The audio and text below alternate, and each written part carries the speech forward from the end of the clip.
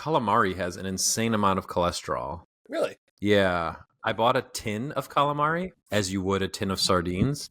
As you would. I would, but you would. As I frequently do. Anyway, I bought this tin of calamari that I ate this morning, and I was looking at the nutrition facts. The serving size is 1 tin, and the amount of cholesterol is 133% of your daily.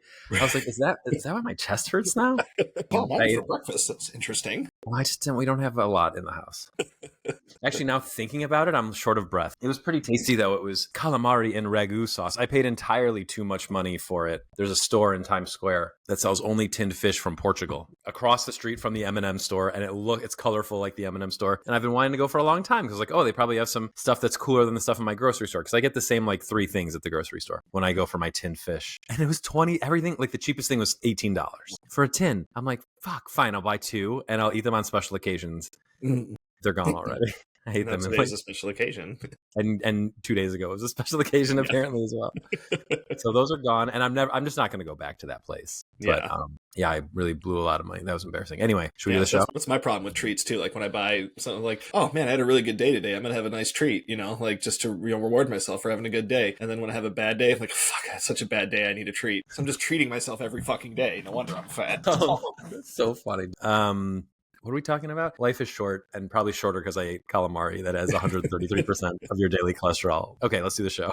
Yeah, let's have a show. Welcome back to Never Did It. My name is Brad Garoon. I'm here with Jake Ziegler. On Never Did It, we look back at the last 100 years plus of movie history in an effort to fill in some of our own movie blind spots. And this is season 2, Animation Boogaloo. And this is the episode where we cover the 1950s in animation, which is interesting because I think for most people, ourselves included, animation in the 50s is just dominated by Disney. He and his studio put out Alice in Wonderland, Sleeping Beauty, Cinderella, Lady and the Tramp, and Peter Pan. Those are all iconic Disney films. Some have aged better than others. If you ask me, one has aged so well and is probably timeless. But we've both seen those, and y'all have probably seen those. So we're going to talk about a couple of movies that aren't from the United States, but both are very important in United States in American history. Let's start with the one you gave me. I gave you Animal Farm, right? That's the way we sure did, yeah. But it was weird that I gave it to you because I don't remember ever having seen it, and you said you definitely remember having seen it in school. Yeah, in school. I don't know. And I probably wasn't paying attention. I remember being frustrated when I was a kid and reading Animal Farm and learning about its real-life allegories and being like, this is too on the nose. Yeah. It's a little childish, even for me.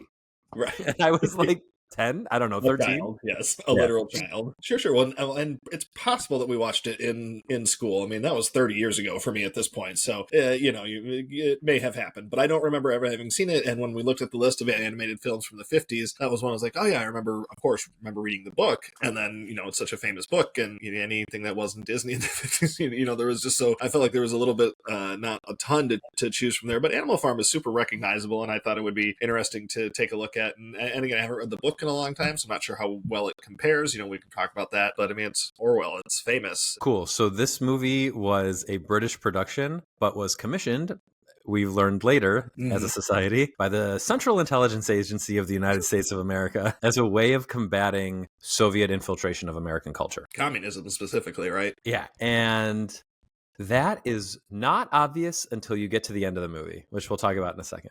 Right. Which, and the end of the movie is quite different from the end of the book, because Can't Make America Look Bad. No. For those who don't know, maybe we have a listener our statistics don't bear this out, right. but maybe we have, our statistics say that our listeners look and sound and are aged like us. Everyone who listens to us is over the age of 30. Not everyone, but the majority of the people who listen to us are over the age of 30 and live in the United States and speak English. Although lately we have more people from the East because they keep finding our Sang Kanchil review. I love Conchil. What a sweet little guy. Conchil! Appropriate. We recorded that before we started doing Animation Boogaloo, but it is an animated movie on Netflix. Tell us what Animal Farm is for the 3 people who might not know. For the 3 who may not know, Animal Farm is about a farm where the farmer is, just kind of a real dick. He's a drunkard and he abuses the animals, and he's just, he's not a friendly human. So the animals decide one night they get together and they decide that they're basically going to run him off the farm and kind of take care of things themselves from there. And, of course, in order to do that, they have to set up a series of rules and laws laws and, kind of things to abide by, which of course is going to set off, there's a, conflict between the two pigs, basically. It's Napoleon and Snowball are kind of the two pigs, and pure white Snowball is of course the good guy, and Napoleon, the Frenchman, is the bad guy, of course, and they have differing views on how to run this farm, and it's kind of the movie is about their conflict and how they resolve it, and there's even some more stuff with the farmers later on as they come back, but the main crux of the movie is watching the animals try to figure out how to run the farm by themselves and how to interact with each other, and yeah, it's interesting. It's a great setup for a story, for a book, and I remember loving the book. It's a good story, and it is interesting the way that, look, Orwell was, I don't want to say, probably not an anarchist, but a cynic for sure. He wasn't, the most pro-capitalism person in the world. He wrote 1984. He was pretty cynical about bureaucracy and authoritarianism in general. In his cynicism about authoritarianism, he was very critical of the communist regime. And Animal Farm is an allegory for the Russian people revolting against Tsar Nicholas. Very interesting. We're going to talk about Tsar Nicholas and the Russian people again in our 1990s episode when we talk about Anastasia. Here, Nicholas is represented by the farmer, and you mentioned Snowball, who is Trotsky, and Napoleon, who is Stalin, and they raise this rebellion, and they use the horse, who is the hardworking Russian worker, and the dogs, which are the evil secret police, and they all chase the farmer off, and all the other humans represent foreign nations. And yeah, so Trotsky as Snow. I won't say all the real people's names. That's annoying. Yeah, those are the big ones. Yeah. Right. Snowball, creates these laws, as you mentioned, and then they get slowly after Napoleon chases Snowball off, which I'd love to talk about a little more because the movie kind of yada yadas that part. A little bit, yeah. They start changing the laws to show that the Marx. Oh, and then there's also an old pig at the beginning who is Marx and Lenin. I mean, he's like a representation of Marx and Lenin, and he has these grand ideas and how his ideas are corrupted. And the farm starts looking more and more like Manor Farm and not Animal Farm as it goes on. But that leads to like the two big changes that the movie made from the book that I want to talk about. And one of them is glossing over Napoleon kicking Snowball off the farm. That happens very quickly. Napoleon's just like, he doesn't even really do that much of a smear campaign. He's just like, Snowball bad, dogs go. Whereas, of course, in real life, and also in the book, a real struggle between Stalin and Trotsky, where Stalin used all sorts of propaganda and force to get Trotsky out of Soviet leadership, and then he took over, and we all know what happened there. And if you don't, history is very easy to read up about. Yeah. But what I found interesting, and where I thought it would probably be hard for a movie like this to dig too deep into, that was like, what are they going to say about Snowball? Is Napoleon going to be like, well, Snowball's a Jew, so we don't want him here?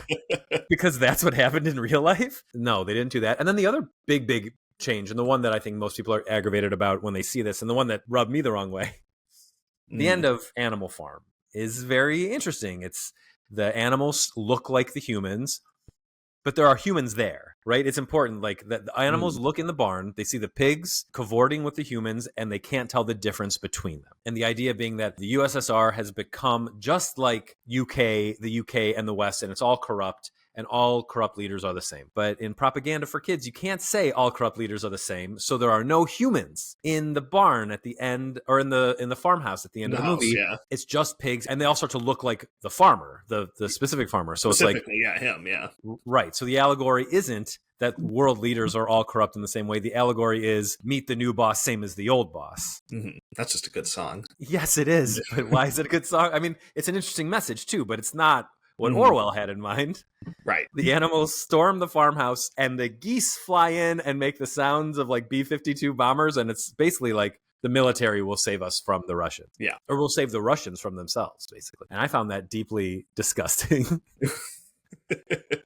What do you think about that? It's definitely a perversion of what Orwell put in his ending. And again, I didn't remember the ending of the book. I watched the movie first, and then I went back and looked like, okay, what are the differences? Because I didn't want to be, kind of clouded by that. And I think on its own, like Animal Farm it's a good movie. CIA involvement notwithstanding, I feel like it's a good movie. And I think even the ending, if you disassociate from that part of it, I think it works with the overall movie and the way that like the movie was structured. But it's just when how much they changed the book, and like just the reasons why it does become pretty gross. So I just tried to distance my brain from that part of it. So I think even from a movie structure standpoint, let's say the book didn't exist, I think that ending feels really tacked on. I mean, I get it. Okay, so the horse dies, so the animals are furious. Yeah. But it happens so suddenly that they revolt against the new regime. Mm-hmm. And then it cuts off before a conclusion. I think the better ending would have just been to see the pigs turn into the humans, even if the allegory remains like Napoleon is as bad as Farmer, whatever his name was. Right.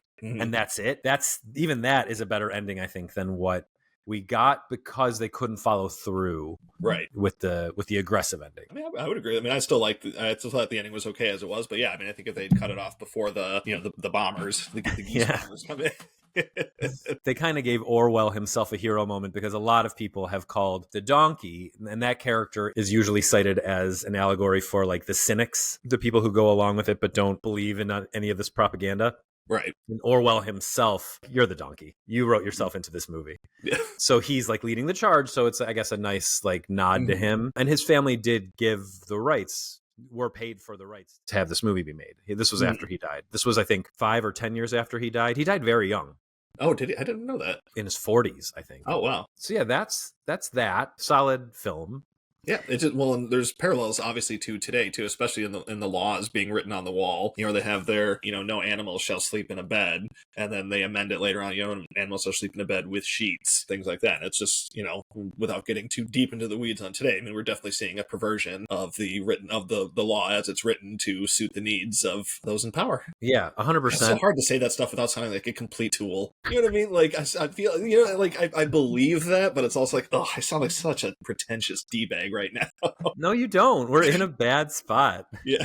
Okay, good. It's a bad spot, and it did remind me a lot of what's going on today. Yeah, totally. I mean, like, what was it? Animals shall not kill other animals, and then it's changed to unless without good reason. Without good reason, right? Or without cause, or so, whatever it is. Yeah, and it's like written in blood too, it's written in blood, right? Because it's the blood of the people he just executed. Oh, that's a really dark moment in the film. And actually, I will say, like, if you want to scare kids, this movie doesn't shy away from gnarly stuff. And it is being remade again has been remade by Andy Serkis. So we'll see that in January when that comes out on Netflix. Oh, it's a Netflix? Good, okay. Yeah. Going to have an Oscar run before? Because if it's coming out in January, it might have... Yeah, it might. I mean, you and I will watch it whether it makes that Oscar list or not. Of course, yeah. This is Andy Serkis' second animated film, right? Didn't he do A Jungle Book? It was called like Mowgli. Yeah. Something, yeah. There's also a live action version of this that came out in 1999, directed by John Stevenson and starring Kelsey Grammer and Ian Holm as the voice of Snowball and Squealer. And then who was Napoleon? Patrick Stewart was Napoleon. So wait, it's live action with the farmer, but here, I'm going to look at the trailer real quick. So it's obviously, maybe it's real animals. Yes, it is. It's real animals, but with human voices. 2.5 on Letterboxd. I probably won't do it. Yeah, probably won't do it. Yeah, so... The voices for Andy Serkis' Animal Farm are Seth Rogen as Napoleon. Okay. As Napoleon. Who is Snowball? Laverne Cox as Snowball. Okay. So that's interesting. Boxer is Woody Harrelson. Boxer's the horse. Squealer, the Napoleon's right-hand man, is Kieran Culkin. Oh, Benjamin, the George Orwell, is Kathleen Turner. Wow. It's a very interesting cast. Right now it has a 3.1 on Letterboxd and it hasn't come out yet. So... How does that happen? Like, how many people get to see that movie? It played at the Annecy Film Festival. Okay. And the first review says, fart jokes in a George Orwell adaptation was not something I expected or needed. A lot of like half-star reviews and stuff. Ooh, yikes. Should we move on? Yes. So I gave you The Snow Queen. This is another non-American movie that is very important in American history. I gave it to you because Deaf Crocodile is about to release this as part of their Treasures of Soviet Animation Volume 2. This movie is directed by Lev Atamanov, and this Blu-ray that's being put out is going to be The Snow Queen and I think 2 other of his movies. So we watched this. I watched it on Tubi. I did too. Yeah, so we watched the Universal release, which has a prologue on top of a prologue on top of a prologue. It took me a minute to get into that, yeah, because I was like, what? It was like that Family Guy joke where I don't know if you've seen the one where like Peter and Brian are at the movies and like they keep showing something that ends up just being like the studio logo. Yeah. Everyone's like, all right, cool, here comes the movie. And then it's just like another logo. And it's like, all right, now the movie's starting. That's just like another like studio logo. Like that's what I was thinking of. Yeah, this is kind of similar to that. And it showed like there was just no faith in the audience to understand what the movie was, even though it was dubbed in English. And it's not complicated, I don't think. Very simple story. It's a Hans Christian Andersen story. I mean, he didn't write to confuse people. Right. It was not in the best video quality. What's on Tubi? It's an old transfer, and I'm excited to watch this. I was excited to watch this new version on Blu-ray, but it didn't come out in time for us to record this episode. So whatever. Is it going to be like the Russian version without all the intros and without all the English stuff? Of course, yeah, that makes sense. Yeah, it's the original version with the original music, which I did watch briefly. I watched a little bit of it on YouTube. The songs are very different. Interesting. Much more Soviet sounding. But the reason that this is important in American history is, as we said, it was released in the United States theatrically. It was the first ever Soviet film released in theaters in the United States. It was part of a, hey, let's calm things down a little bit. Effort on Eisenhower's part. I think spearheaded by Nixon, because Nixon went over to Russia around this time to do like some diplomacy. I think that turned into a lecture. Other parallels to today. Yeah, I was gonna say, really, United States going somewhere and lecturing people on shit. A big surprise. Who's ever heard of the vice president going overseas and telling people how they should live? So, yeah, it starts with this intro of Art Linkletter, who was a pretty big TV presenter, with a bunch of kids celebrating Christmas, just him and the kids in a mansion, and everyone's dressed to the nines. Oh, yeah. Why you force kids to dress up like this on Christmas? Because it's the 50s. And he's giving everyone presents, and he gives a little girl the book, The Snow Queen, and she says, "Please read it to me." And he does in something that I think is pulled from the future, ripped from the future in the past. You know what? Let's just watch it on TV instead. So he points at a mirror and the Snow Queen starts playing. And now what's interesting about that is, so there was this, he does this intro, this prologue, but then the movie itself has its own prologue because there's a Jiminy Cricket character, which is funny because he's just like an old man, but tiny. Yep. And he like frames the story, and then we go into the story book, and then the story starts with grandma telling the story of the Snow Queen to these kids. Like 3 people are telling a story. It's a lot. It's a lot of intro. It blew my mind. I was like, it's like you said, like, when does the movie start? Yep. And then it's a story a lot of you have heard. I mean, a lot of it was adapted in The Lion, the Witch, and the Wardrobe. The story of the Snow Queen. She's the villain. It's the same villain as this. She seduces a boy with treats. That happens in this too. Turkish Delight in Narnia. Very famously in Lion, the Witch, and the Wardrobe, to the point that I'm sure you, like me, always wanted Turkish Delight. And when I finally got it, I was like, this stinks. I don't think I've ever had it, but yeah, I always wanted it as a kid. It's pistachio candy. I had it for the first time on a Turkish Air flight that stopped in Istanbul. They gave it out as like an amuse-bouche on the plane. Aww. And I'm like, this is so cool. And then I ate it. And I'm like, this would not make me betray my family. Yeah. That brings up an interesting question. What would you betray your family for? Is there a food that you would absolutely betray your family for? Like, you'll never be able to eat this again unless you, turn your back on your family. That's a great question. What is it for you? Is it Mexican corn Fritos or Cheetos? It might be the Mexican corn Cheetos, yeah, like which I can't find anymore, by the way. They're gone. Like, they're not on any shelves in any stores up here anymore, so it makes me sad all day. But it's good for your snacking issues. It is also good for my snacking. I had that problem with the white cheddar Cheetos Light. Oh, those are good. Like, I never bought them because like, ooh, they're better for me. Of course they're not. But yeah, they just taste really good. Yeah, they were absolutely not better for you. Maybe they had like cleaner ingredients, but no, they were. The cleanest ingredients for a chip, period, is Fritos, because it's just corn and salt and oil. There's no preservatives in them, which is crazy. Those are pretty good. I like Fritos. Well, they don't need preservatives because you eat them right away.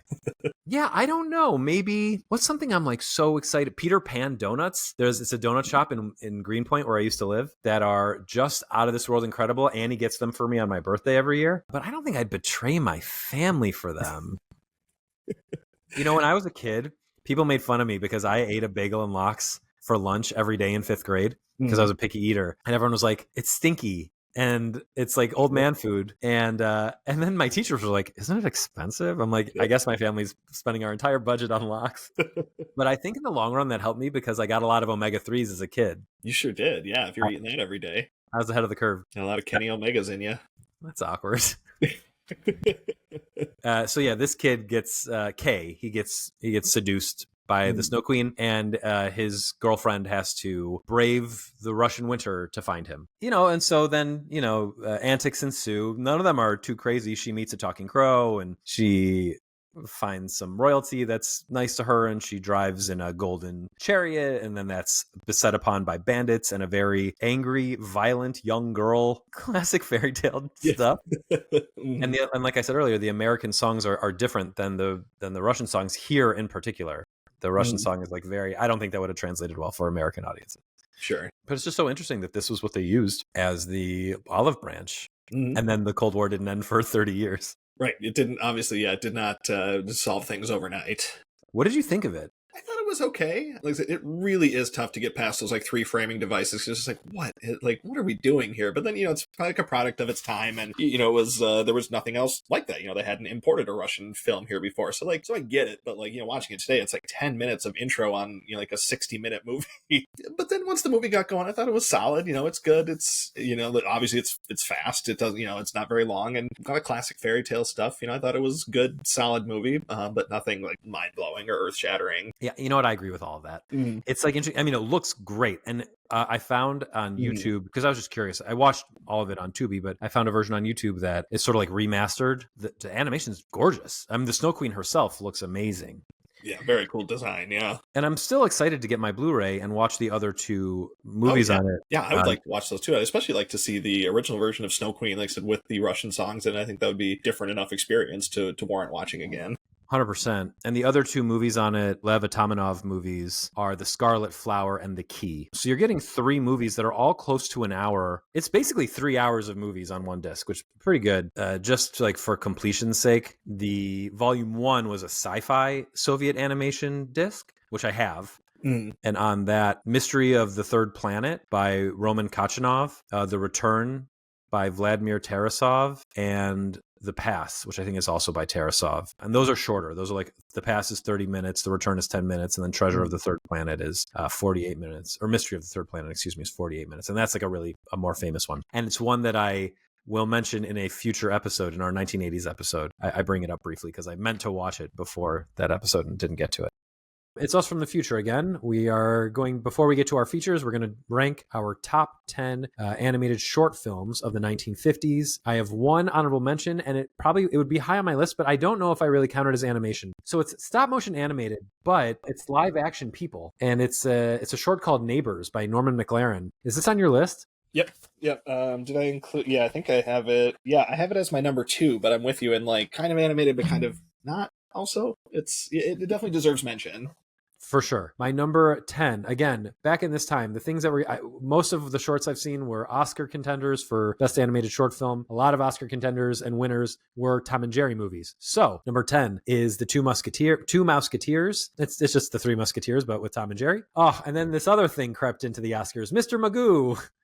My number 9 is When Magoo Flew.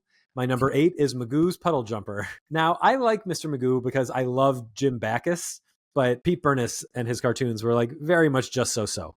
Yeah. My number 7 is John Hubley's Moonbird. John Hubley, very important animator to me, but Moonbird, it'd rank higher if it was better. It's not. It's fine.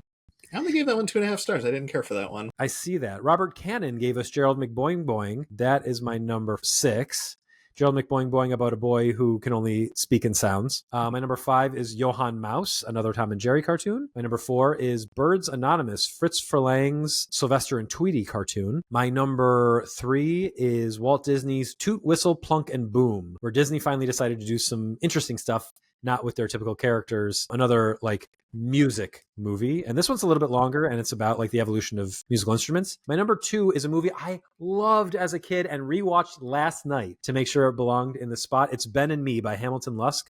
Or Lusky. Story about a mouse named Amos who is the real brain behind all of Franklin's inventions and innovations.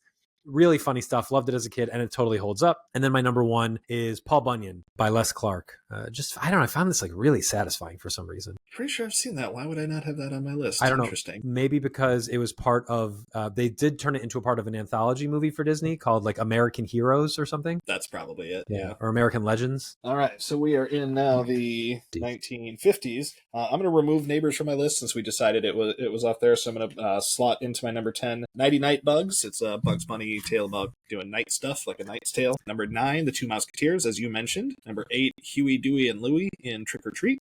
Number 7, Tom and Jerry's Johann Mouse. Number 6, I'm glad you had this on your list too. It must have been nominated, but Birds Anonymous. I really thought that was funny. Number 5, another Donald Duck. He's back with Don's Fountain of Youth. My number 4 and 3 are a couple of Bugs Bunny movies that I find extremely funny. What's Opera Doc is number 4, and number 3 is Rabbit of Seville, which I find just fantastic. Sorry, those are my numbers 3 and 2 because I took Neighbors off. And then number 1 is a film, I don't know that a lot of other people have seen this, but this was so ingrained in my childhood. It's this movie called Lambert the Sheepish Lion. Oh, yeah. I love Lambert the Sheepish Lion. Lambert the Sheepish Lion. Yeah. And I've watched it multiple times, like I said, with my kid and everything, and it just kills me every time. This poor lion who's just so sheepish and, afraid of everything. And then once his mom gets threatened by some wolves, he turns into a lion, and it's awesome. It's so sweet. And that's fascinating for me because it is very rare nowadays that I can go into Letterboxd and find something that I have seen but not marked, and I just marked it as watched. So now back to your regularly scheduled 1950s feature films list. You want to do our top 6s of... Should we rank the same 6 movies in a somewhat similar order, you mean? Yeah, I think we should, just for completion's sake. I do want to just quickly call out a few movies we didn't watch that are probably, I don't know, worth mentioning because they're famous in certain circles. So I actually was originally going to give you A Midsummer Night's Dream, directed by Yuri Trinka, but I think we're going to do a Shakespeare miniseries at some point. And that's going to be my 1950s Shakespeare pull for you. Fun. Okay. Yeah, that's stop motion animated. I've always wanted to watch it. Panda and the Magic Serpent, the aforementioned The Scarlet Flower. I mean, at this point, things are like pretty obscure. Disney really was top of the heap in the 50s. And like if you haven't seen Magic Boy from Japan, you'd be forgiven. Yeah, I haven't even heard of it. Right, same. I just read it just now. Okay. Do you want to go first? Yep, I'll go ahead. Like I said, I've seen 7 animated movies from the decade. One of them is Peter Pan. That's not going to rank because it's not very good. So I'll go ahead and rank the top 6 that I have. And number 6 is The Snow Queen that we just talked about. Number 5 is a movie I don't have a rating for on Letterboxd, but it's Lady and the Tramp. I'm confident in saying that that's still a good movie. My number 4 then would be another Disney film. That would be Cinderella, which I still like, but I didn't realize until the last time I watched it how lazy Cinderella is and how she really does like nothing in her own story. She's not lazy. She's just not given a chance to do anything. That's she's right. just they don't give her anything to do. Right. She's just sad and depressed. It's not her fault. And then my number 3 is going to be Animal Farm, which, flawed as it is, I still think I would watch again before Cinderella. Number 2, as I have Alice in Wonderland, which is, I think, still terrific. And then number 1, one of the best, I think, Disney movies ever made is Sleeping Beauty. Okay, yeah, like you said. Same movies, different order, yes, but only slightly different. My 2 movies that don't rank are Peter Pan, because I agree it's kind of crap. People still get weirded out when you say that, but just watch it now. Sit down and watch it, yeah. Yeah, not only is it, like, let's say you're not offended, which you may not be, dare you not to be bored. Or dislike Peter. I mean, he's just kind of a... Yeah, he's really irritating. Yeah, he's irritating. Really irritating. And then my other unranked movie is The Curious Adventures of Mr. Wonderbird, because it's an unfinished movie. If you want to watch the finished version, it exists. It's called The King and the Mockingbird. And I will talk about that again when we get to our 1980s episode also. Lots to look forward to in our 1980s episode. My number 6 is Animal Farm. My number 5 is The Snow Queen. My number 4 is Lady and the Tramp. And my big thought about Lady and the Tramp after my most recent rewatch is I can't believe they couldn't get, well, I guess it's probably a little bit before he was super famous, but Jack Lemmon was already acting at this point. And the guy who voices the Tramp is clearly doing like a Jack Lemmon thing. I don't even know if he's doing it on purpose, because I don't know if Lemmon was like a big enough star to warrant that. But the guy who voiced the Tramp's name is Larry Roberts, and this was the only movie he ever was in. So I was like, why didn't they just get Jack Lemmon? But they weren't doing that yet. Yeah. That was my number 4. My number 3 is Cinderella, for the same reasons as you. She doesn't get to do anything on her own. It's the mice and the prince and the fairy godmother who help her out. It's bizarre. One of the animators quit in the middle of the movie because he's like, the story's bad. I don't think the story's bad, but it does have this major flaw. My number 2 is Sleeping Beauty, which I agree is incredible. It totally changed the way that Disney did business, did style. It was like at the end of the 60s, they're like, time to change things. Or at the end of the 50s, excuse me. Time to change things up. It looks amazing. We will talk in future episodes about Don Bluth. This was, I think, the first movie he ever worked on. It shows. It's very influential on the rest of his work. And then the matte paintings and stuff look like Renaissance oil paintings. Yeah. And then my number one is Alice in Wonderland, which I think is one of the greatest animated movies of all time. Crazy psychedelic trip for a naive but very likable little girl. I think the youngest ever protagonist in a Disney movie that's not an animal. And my only issue with it is it doesn't really have I said this on many episodes, it doesn't have an ending. Alice, neither does the book. Alice wakes up from the dream and the story's over. Yeah. Some people like that bit a lot because when you're in a dream and everything starts coming crashing down on you, you wake up. But I also like when my movies have endings. Yeah. Cool. So that'll do it for the 1950s. We'll be back next week with the animated films of the 1960s, where once again, we look at what was happening not in Disney, and in some cases, in one case, very much in the face of Disney.